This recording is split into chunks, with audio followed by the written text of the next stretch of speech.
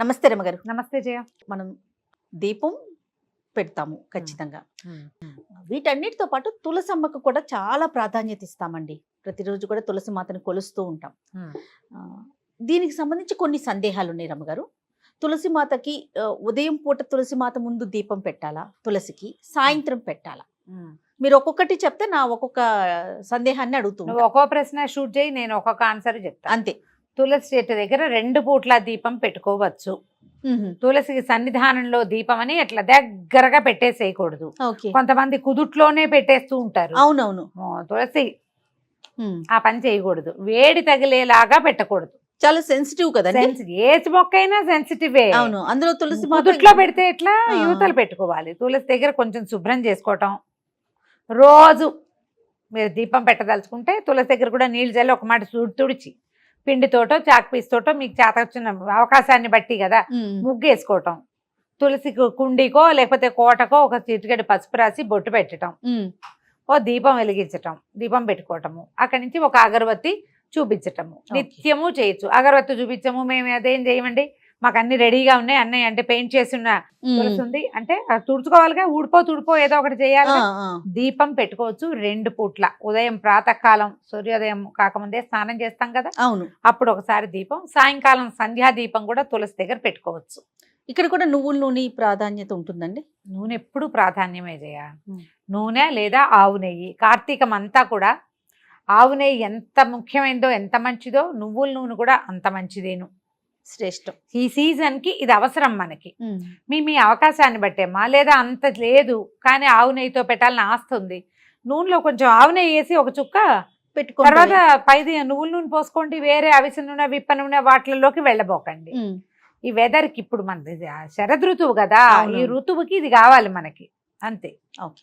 తర్వాత గుమ్మం ముందు ఉండాలా తులసి కోట?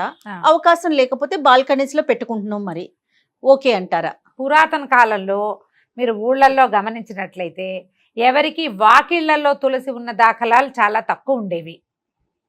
పెరటి గుమ్మానికి ఎదురుగుండా తులసి ఉండటం ఉండేది. మనం క్రమంగా సినిమాలలో, టీవీలలో, షోస్లో, హిందీ సీరియల్స్లో చూసి ఆంగణమే తులసి అని, వాకిట్లోనే తులసి ఉండాలని, తులసి కోటలని పెట్టుకుంటున్నాము. మీ అవకాశాన్ని బట్టి పెట్టుకోండి. మీరు పూజించటానికి వెసులుబాటు కావాలి. ఏదైనా పెట్టుకుంటే కనుక మేము పూజించము, దాని గాలి కావాలి మనకి తులసి. అలాగైనా సరే వాకిట్లో నుంచి గాలి వచ్చే అవకాశం హెచ్చుగా ఉంటే వాకిలి వైపు, పెరటి వైపు నుంచి గాలి వస్తుందంటే ఆ వైపు. ఆ గాలి మన దాకా వచ్చేలా కావాలి. తులసి మీద నుంచి గాలి. తులసి రాత్రిళ్ళు కూడా ఆక్సిజన్ విడుస్తుందని చెప్తారు. ఇది సైన్స్ గా ప్రూవ్ అయిందో లేదో నాకు నిజంగా తెలీదు, కానీ చాలా మంది పెద్దవాళ్ళు ఏం చెప్తారంటే ప్రతి చెట్టు మామూలు సైన్స్ ప్రకారం పగలు ఆక్సిజన్ విడుస్తుంది, రాత్రిళ్ళు కార్బన్ డైఆక్సైడ్ విడుస్తుంది. కాబట్టి రాత్రిళ్ళు చెట్ల కింద పడుకోవద్దు. అవును అంటే పగళ్ళు చెట్ల గాలి చాలా మంచిది. అందుకని తెల్లవారుజామునే చెట్ల కింద నడవండి, సాయంకాలం ఈవినింగ్ వాక్ వెళ్ళండి. ఎందుకంటే ఆ చెట్లు వదిలే ఆక్సిజన్ని తీసుకుంటాం, రాత్రిళ్ళు కాదు. కానీ ఈ తులసి వ్యవహారంలో ఏం చెప్తారంటే రాత్రిపూట కూడా ఈ పర్టికులర్ తులసి చెట్టు మాత్రమే ఆక్సిజన్నే విడుస్తుందని, నత్రజనిని విడుదల చేసిన నైట్రోజన్ని చాలా తక్కువ మోతాదులో వస్తుంది. ఎక్కువ ప్రాణవాయువుని విడిచే లక్షణం ఉంది కాబట్టి దాని మీద నుంచి వచ్చే గాలి కొంత ఆరోగ్యానికి మంచిది. అందుకని ప్రతి వాకిట్లోనూ తులసి ఉండాలని చెప్తారు. నువ్వు పూజించకపో, నీ విధానం నీది, ఎలాగైనాను ఉండాలి, అంతే లెక్క. మీకు ఎక్కడ వెసులుబాటుగా ఉంటే అక్కడ పెట్టుకోవచ్చమ్మా. ఇది ఖచ్చితంగా ఇక్కడే ఉండాలన్న నియమం అయితే నేను చదవలా ఎక్కడ. ఓకే. తర్వాత మనం తులసి చెట్టు ఆకులు కొన్ని సందర్భాల్లో తింటాం కదండి. పూజించటానికి వేరుగా, ఇలా మనము వాడుకోవటానికి వేరుగా పెట్టుకోవాలా తులసి మాత? పెట్టుకోవాలి, అది నియమం. నువ్వు పూజించే చెట్టుని ఎలా పడితే అట్లా తెంపకూడదు. ఆ చెట్టు నుంచి ఆకులు కోసి నోట్లో వేసుకునే పని చెయ్యొద్దు. పూజిస్తాము, రోజువారీ తులసిలో ఒక శ్రద్ధగా నీళ్లు పోసుకుని ఆ నీళ్ళు నెత్తి మీద జల్లుకుంటాము. తులసి మాత మృత్తిక. తులసి చెట్టు మొదట్లో మన్నుని నొసటన దాల్చే పద్ధతి కూడా ఉంటుంది. పిల్లలు భయపడ్డప్పుడు అప్పుడు పెడతారు, అది మంచిది. మీరు అలా చేయదలుచుకుంటే గనక, పూజించదలుచుకుంటే పూజకు ఒక కుండి విడిగా పెట్టుకోండి. ఇది మంచి డిజైన్లో బృందావనాలు దొరుకుతున్నాయిగా, ఓ బృందావనాన్ని వెలయించుకోండి, అది కూడా మీ ఇష్టమే. అందులో 2, 3 మొక్కలు ఉంచుకోండి. కొత్త మొక్కలు మొలిచినప్పుడు తీసి విడిగా పెట్టుకోండి. తులసి వనం వనం అంటే ఒక 6-7 కుండీలలో కనీసం తులసి ఉంటే మీరు పూజకో, పిల్లలకి జలుబు చేసినప్పుడు రసం తీసిపోయటానికో, మీరే నోట్లో వేసుకోవటానికో ఉపయోగపడతాయి. కావాలనుకుంటే అది వాడుకోవచ్చు. పూజకి పెట్టుకునే చెట్టుని చక్కగా మట్టసంగా పెంచుకుంటే బాగుంటుంది, మంచిది. ఓకే. లక్ష్మీ తులసి, కృష్ణ తులసి అని వింటాం. ఈ రెండిట్లో ఏది ఉంచుకోవాలండి ఇంట్లో? రెండు ఉంచుకోవచ్చు, పూజ కూడా రెండింటికి రెండిటికి చేయొచ్చు. రెండు మొక్కలు ప్రత్యేకతలు ఏంటి రమ్మగారు? ఈ లక్ష్మీ తులసి కంటే లేత రంగు చేయాలి, ఆ చెట్టు కూడా నాజుగ్గా ఉంటుంది. కృష్ణ తులసి ముదురు కాండమున ముదురుగా ఉండేది, ముదురు రంగులో కనపడుతూ ఆకులు ఘాటైన ప్రకృతి కలిగి ఉంటాయి. ఇది మంచి ఇది చెడు అని ఏమీ లేదు.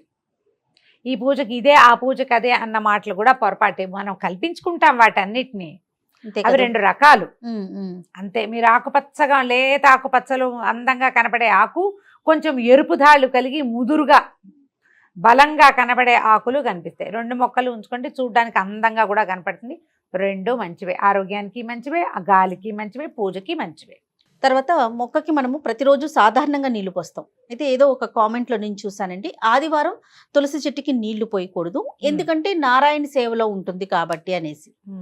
ఎందుకు మిగిలిన రోజుల్లో తులసి నారాయణ సేవలో ఉండదా? ఎక్కడి నుంచి వస్తాయమ్మా ఇలాంటివి? వారానికి ఒక్కరోజే ఆవిడ నారాయణ సేవ చేస్తుందని మనం ఎక్కడ చదివాం? ఏమో మరి, దేవి భాగవతంలో ఎక్కడా చదవలా, కార్తీక పురాణంలో ఎక్కడా లేదు. ఒక్కరోజు సేవలో ఉండటం ఏంటండి? ఒక్కరోజు నిరంతరము నారాయణ సేవలోనే ఉంటుంది ఆవిడ. అంతే కదా, నారాయణుడికి ప్రీతిపాత్రమైన చెట్టు అని కదా మనం చెప్పుకుంటున్నాము. వారంలో ఓ రోజే ఆయన వంతుకొస్తుంది అన్నట్టు చెప్తే ఎట్లాగా? అలాంటిది ఏం లేదమ్మా. తులసి చెట్టుకి రోజు నీళ్లు పోయిన, ఒక చెట్టు సంరక్షణ అంటే నిత్యము చెంబెడు నీళ్లు పోయకపోయినా చారెడు నీళ్ళైనా పోయాలి చెట్లకి. రోజు పోయొచ్చు నీళ్లు, ఏ తప్పు లేదు. దళాలు కోసేటప్పుడు కొంచెం ఈ రకమైన శంక కొన్ని చోట్ల కనపడుతుంది. ఎట్లా? తులసి దళాలు రోజు కొయ్యకూడదు, శుక్రవారం మంగళవారం కొయ్యకూడదు, మరి ఆదివారం కూడా కొయ్యకూడదు అని ఎవరో అడిగారు. ఆదివారం కోసుకోవచ్చు అని, నేను కోసుకోవచ్చు అని చెప్పాను నేను. అయితే వాళ్ళు అడిగారు, ఎవరో గురుగారో ఎవరో చెప్పారండి. ఇప్పుడు తులసి దళాలు ఎందుకు కోస్తారు జయ? మామూలుగా రోజువారీ ఎందుకు కోస్తావు? నువ్వు ఎందుకు కోస్తావు? ఏదైనా నోట్లో వేసుకోవడానికి? అంతే. నేను కోస్తాను తులసి దళం. మా ఇంట్లో చిన్న కృష్ణ ప్రతిమ ఉంది, నేను కృష్ణుడి పాదాలకు ప్రతిరోజు ఒక తులసి దళం పెట్టాలి, నా నియమం. నేను మంగళవారం, శుక్రవారం, ఆదివారం కృష్ణుడికి తులసి సేవ చేయొద్దా? ఇప్పుడు ప్రతిరోజు చేసే అలవాటు ఉన్నప్పుడు అప్పుడు వారాలు చూసుకోం కదండి. అక్కర్లేదుగా? అక్కర్లేదు. ఇప్పుడు ఏ తులసి నువ్వు కోయకూడదు, మామూలు తులసికి నువ్వు విడిగా పూజ కోసం లేదా ఇతరత్ర ఆయుర్వేద ఉపయోగాల కోసం పెట్టుకున్న తులసి కొయ్యకూడదన్న నియమం అయితే లేదమ్మా. నేను దాన్ని సమర్థించట్లేదు. ఇప్పుడు ఎందుకంటే మనం సేవ ఉంది. ఇప్పుడు నా దగ్గర కృష్ణుడు ఉన్నాడు, సాలగ్రామార్చన ఉన్న వాళ్ళు ఉంటారు. సాలగ్రామం అంటే నిత్యము తులసి అర్చన, పువ్వులక్కర్లా సాలగ్రామానికి. విష్ణు సేవ చేయడానికే కదా తులసి. తులసి రోజువారీ ఎవరికి వస్తారు? మామూలు వాళ్ళు ఎవ్వరు కోయరు. ఏ దేవుడికి తులసి పెట్టం మనం, జ్ఞాపకం చేసుకోండి. అవునా కదా? Simple logic. మనం ఎవరికి పెడతాము? కేవలము విష్ణువారాధనకి మాత్రమే, ఆరాధనకే తులసి కొయ్యాలి. మరి మంగళ శుక్రవారాలు ఆదివారాలు తులసి కొయ్యకూడదంటే ఆరాధన మానేస్తామా? అంతే, సింపుల్ కదా. మానం, ఆరాధన చేస్తాం కాబట్టి అమ్మ ఆరాధన కోసం కోసుకుంటున్నాము అని దండం పెట్టి కోసుకోవాలి. అయినా పూజకి వేరు, మనం ఇతరితర కార్యక్రమాలకి వేరుగా పెట్టుకుందాం అనుకున్నప్పుడు ఇంకా ఈ రోజులు లెక్క అవసరమే లేదు. విష్ణువారాధనకి నిస్సంకగా తులసిని కోసుకోవచ్చు. అయితే రాత్రిళ్ళు కోయొద్దని మాత్రం ఖచ్చితంగా చెప్తారు. రాత్రిళ్ళు తులసి కాదు, నువ్వు ఏ చెట్టు నుంచి ఏమీ కోయకూడదు. చెట్లు రెస్ట్ లో ఉంటాయి, వాటి నుంచి కార్బన్ డైఆక్సైడ్ రిలీజ్ అవుతూ ఉంటుంది, వాటి దగ్గరికి వెళ్ళకూడదు, అంతే. తర్వాత ఆడవారు కొయ్యకూడదు, మగవారు మాత్రమే కొయ్యాలి అనే మాట కూడా విన్నాను రమ్మగారు, ఇది కరెక్టేనా? ఇది వరకు చెప్పేవాళ్ళు అట్లాగే మగవాళ్లే కొయ్యాలి తులసి, ఆడవాళ్ళు కొయ్యకూడదని. తిథుల్లో కూడా కొన్ని తిథులు ప్రత్యేకంగా కొయ్యకూడదని ఉండేవి. మరి ఆ రోజున విష్ణువారాధన ఏం చేసేవాళ్ళో మనకు తెలియదు, అదేలే చెప్పేవాళ్ళు అట్లా. అమావాస్యలోను అక్కడ తులసి పడుకుంటుంది అని, ఆమె నిద్రించే కాలం అని కొయ్యకూడదని అనేవాళ్ళు. ఇప్పుడంతా తిథులు చూసుకుని ప్రవర్తించే వాళ్ళగా మనం చెప్పాల్సిన పని అయితే లేదు కదా, అవునా? ఇదివరకు మగవాళ్లే కొయ్యాలి, ఆడవాళ్ళు కొయ్యకూడదు అనేవాళ్ళు. ఇంట్లో మగవాళ్ళు ఎవరు, అలభ్యం వాళ్ళు ఎవరు లేరు, వాళ్ళు కొయ్యరు, ఈ పనులకి రారు. మన ఇంట్లో ఒక విష్ణు ప్రతిమో, ఓ వెంకటేశ్వర స్వామో, ఒక కృష్ణుడో, ఓ వెన్న కృష్ణుడో ఉన్నారు, వారికి ఒకటి సమర్పించాలని ఉంది. అప్పుడు ఏం చేస్తాం? ఓ నమస్కారం చేసుకుని అపరాధ శాస్త్రాన్ని క్రియంతే అహర్నిశమయ దాసోయమితి మామత్వ క్షమస్వ పరమేశ్వరి జనార్దన ఇది చెప్పుకుని కోసుకోవచ్చు. అపరాధం చెప్పుకుని కోసుకోవచ్చు. మనం అర్చనకి కోసేటప్పుడు అంత భావించక్కర్లేదేమోనని నేను అనుకుంటాను. మరి ఏదైనా సులభతరం చేసుకోమంటారు కదా, ఇప్పుడు కాంప్లికేటెడ్ గా చేసుకోవద్దు. కాంప్లికేటెడ్గా చేసుకోవద్దు. నా వరకు నేను చెప్తున్న ప్రతిరోజు నేను మా ఇంట్లో ఒక వెనకృష్ణుడు, ఒక వేణుగోపాలుడు, ఒక సీతారామ లక్ష్మణ ఆంజనేయ స్వామి సన్నిధి ఒకటి, తర్వాత సాలగ్రామం ఉన్నారు 4 తులసి దళాలు ఎవ్రీడేకి వస్తా జయ నేను. ఇంకక్కడ నేను పూజకి స్వామివారికి సమర్పణకే నేను ఒక్కసారి కూడా తులసి తుంచి నోట్లో వేసుకున్నది నా జీవితంలో లేదు, వేసుకోను నేను. అర్చన అయిపోతుంది కదా, రేపొద్దున నిర్మాల్యం ఉంటుందా, పచ్చగా నవనవలాడుతూ ఉంటాయి, నిర్మాల్యం కళ్ళకద్దుకు నోట్లో వేసుకుంటా. ఇప్పుడు నేను చేసేదే కదా చెప్తున్నా, అంతేగా, నాకేం భయంగా లేదు. దండం పెట్టుకుని అర్చనకి కోసుకుంటున్నాము. వస్తేవ సుతం దేవని చెప్తూ కృష్ణుడికి సమర్పిస్తారు, ఆపదామ భారతారని చెప్తూ రాముడికి సమర్పిస్తారు. అంతే 4 దళాలకు వస్తాయి, ఎవ్రీడేకి వస్తాను నేను. మనకు అవకాశం ఇవ్వమ్మా, మనకి ఇంట్లో వాళ్ళు లేరు, వాళ్ళు చెయ్యరు, వాళ్ళు వెళ్ళిపోతారు, మనమే ఉంటాము. ఇప్పుడు సిద్ధాంతం ఒకటి ఉన్నది, పాత రోజుల్లో అలా చేసేవాళ్ళు, కానీ ఇప్పుడు అది సాగటం లేదు. కుదరాలి కదా, ఇప్పుడు మానేసే బదులు అపరాధం ఏదో చెప్పుకుని చేసుకోవచ్చు కదా. అంతేగా చేయొచ్చుగా. నాకు పూజించే తులసి అలా ప్రత్యేకంగా లేదు, అంతా ఒకటే ఉంది. ఒక చెట్టుని ముట్టుకోను అసలు, అది ఉంచుకుంటాను. ఇప్పుడు ఈ కార్తీక మాసంలోనే నేను తులసి దగ్గర దీపం పెట్టుకుంటాను. రోజువారీ తులసిలో పెట్టిన మొత్తం అన్ని తులసి చెట్లకి నీళ్ళు పోసేస్తాం ఒకటేసారి. కార్తీకంలోనే తులసిధాత్రి కళ్యాణం చేస్తాము, అవన్నీ చేస్తాం కదా. అందుకని ఒక కుండి, ఆ కుండీలో ఇవి అసలు దళాలు కొయ్యను, అవి కొయ్యకుండా ఉంచుతాం.